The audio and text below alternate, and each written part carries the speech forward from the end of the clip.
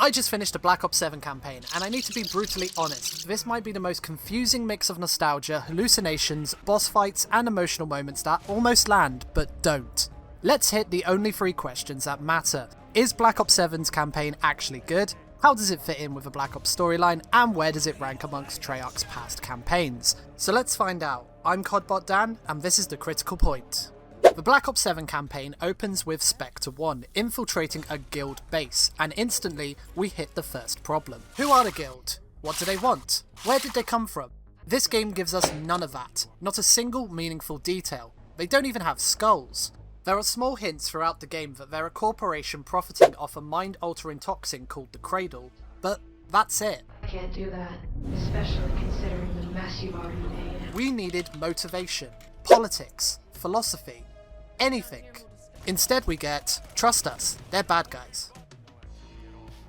You've got a squad that should slap. David Mason, Black Ops 2's protagonist, Mike Harper, the fan favourite, Eric Samuels connected to the 2025 LA drone strike, and 50/50, an augmented soldier with mysterious surgeries. But the game doesn't give Samuels or 50/50 any real depth until mission 7 out of 11, and even then, it's minimal. Each character suffers a personal flashback throughout the campaign. The first and most memorable is the one with David Mason and Frank Woods. The guild attempt to attack Mason with the most emotional memory of him losing his father at the accidental hands of Frank Woods. I was handed the target. Told it was Menendez.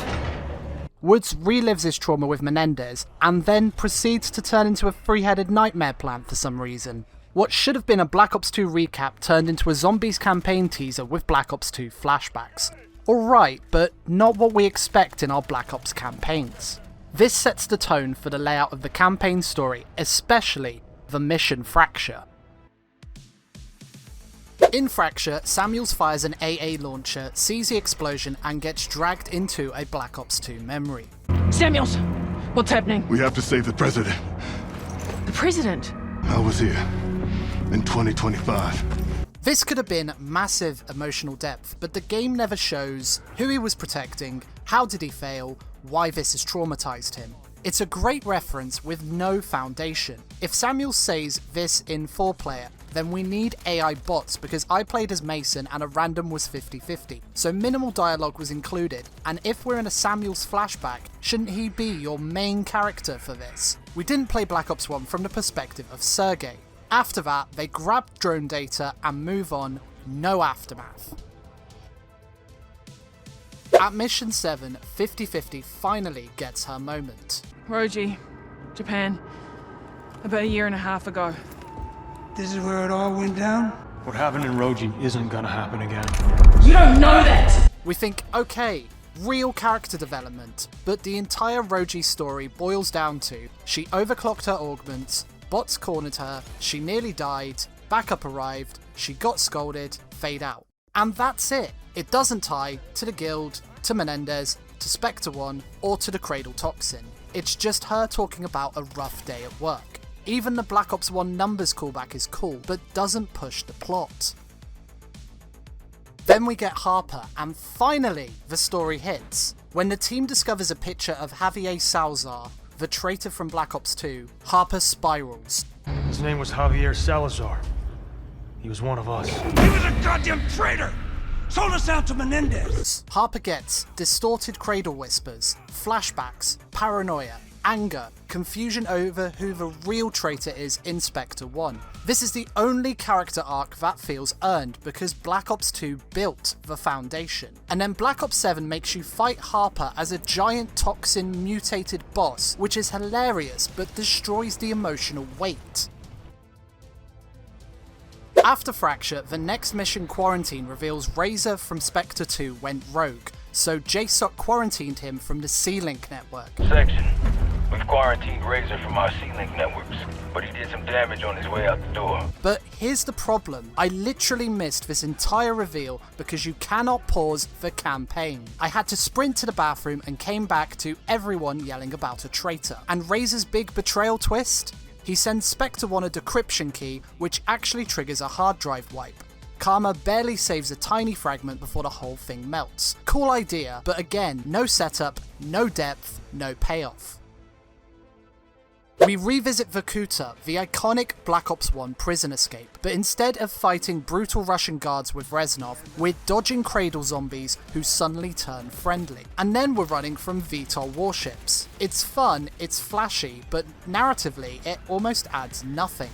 Overall, Black Ops 7 feels less like a major Black Ops chapter and more like David Mason and the Toxins of Avalon. Great ideas everywhere. The Guild, the Cradle, Spectre 2, Vorkuta, David vs. Woods, PMCs taking over the world, but none of it is explored deeply enough to matter. All sizzle, no flame. Let's discuss what is good. Gameplay-wise, Black Ops 7 shines. Leveling up through the campaign is awesome. Abilities feel impactful, and the campaign secretly teaches players Black Ops 7's movement before they opt to play the campaign. The puzzles are fun too, solving energy links, disrupting power sources, and the Numbers Mason callback a perfect nostalgic touch. Enemy variety is a W. You have your default guild bad guy, runs at you fast bad guy, carries a shield like a bad guy, has more health than the others bad guy, zombies but they're not called zombies because they're called the fear bad guy, zombie spiders, zombie bats, evil dog units,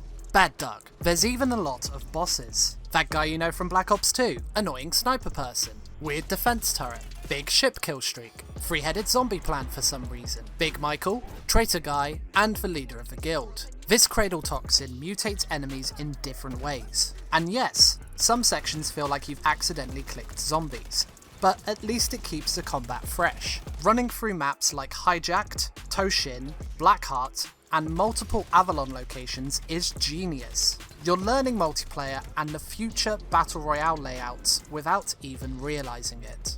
Campaign camos are finally here, and thank God for Endgame, because your weapons don't reach high enough levels until the last 2 missions for this to be worth your time. The grind mid-campaign is slow, enemies are tanky, and teammates love stealing your critical kill shots. Endgame is where you'll actually finish your camos. Endgame is a ton of fun, but make no mistake, it's Black Ops 7's version of DMZ. Gear up, explore Avalon, level weapons, complete missions, try not to die or you lose everything, extract, repeat. Casual players will love it. Veterans will ask, if 10 players can handle 20 to 30 waves of enemies on the map already, why can't we have the 100-player Battle Royale? It's a good tide over while we wait for the real Avalon drop. There are quite a few issues with the campaign. The campaign has potential, and the difficulty itself isn't the issue. It's tough in a good way, but it's built for players who already understand the Black Ops 7 movement, which makes the whole experience fall apart if you're playing solo or with randoms. You must be online, and the campaign basically requires a full team of 4. There's no difficulty scaling and no bots to fill empty slots, so if someone leaves, you're stuck short-handed. And with random teammates, you spend half the mission reviving people who wandered off to the wrong side of a map, or aren't contributing at all. Instead of enjoying the story, you're babysitting. Every major boss fight follows the exact same loop. Damage, retreat, damage, retreat. It's the same formula no matter who you're fighting. By the 4th or 5th time, it stops being exciting and just feels copy-pasted. There's zero breathing room. The game just slams you through segment after segment. Intro cutscene, mission, cutscene, toxic vision, cutscene, boss, cutscene, with no downtime at all.